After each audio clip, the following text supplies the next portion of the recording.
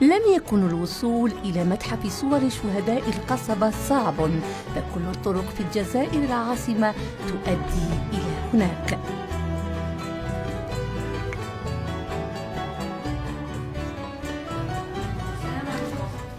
وعليكم السلام ورحمة الله. مرحبا بك. لاباس الله يسلمك. مرحبا بك في متحف دار الشهداء من قصبة الجزائر. أنا هذا متحف عنده المهمة تاعو الذاكرة تاع الشهداء لكل وقت كل الناس كامل كاع على كل حال مجانيا باطل ما عندهم ما يخلصوا. لو كان ما تكونش مكتوبة ما عنديش ان سورس صحيحة ما نبهدرهاش وما نبلغهاش، باسكو رانا في تيران لازم ناخذوا حذر كبير ماهوش كامل الشهداء. كان دليلنا عمي محمد سعدون الذي ضرب لنا موعدا مع التاريخ بين الأزقة الضيقة للقصبة ليروي لنا ما أخفته المدينة العتيقة ويجول بنا بين صور الشهداء المعلقة بإحكام على جدران متحف الذاكرة. دونك الفكرة هذه تاع القائمة هذه قلت لك ما صبتش منين نجيبها، وليت قلت شوف لو كان نروح نحوس على ان بلون تاع القصبه حاليا تاع دركاتيك.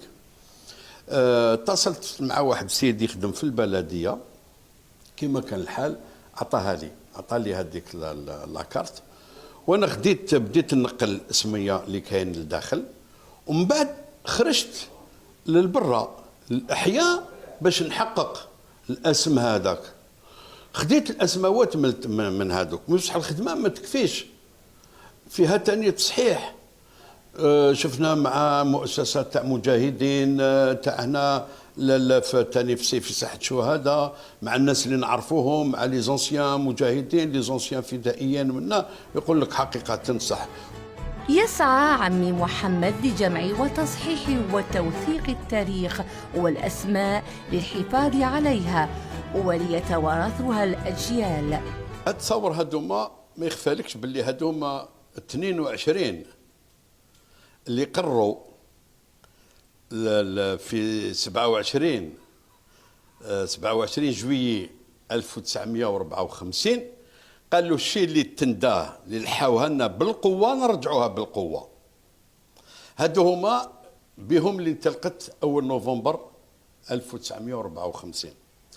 اما هادوما الصورات هادوما كامل كاع هما تاع لا باطاي دالجي، الحرب الجزائر اللي يبدا معركه الجزائر تاع 55 ل 57. الحفاظ على وصية الشهداء بصون الذاكرة الجماعية وترسيخها في دفاتر التاريخ مهمة يسهر عليها عمي محمد.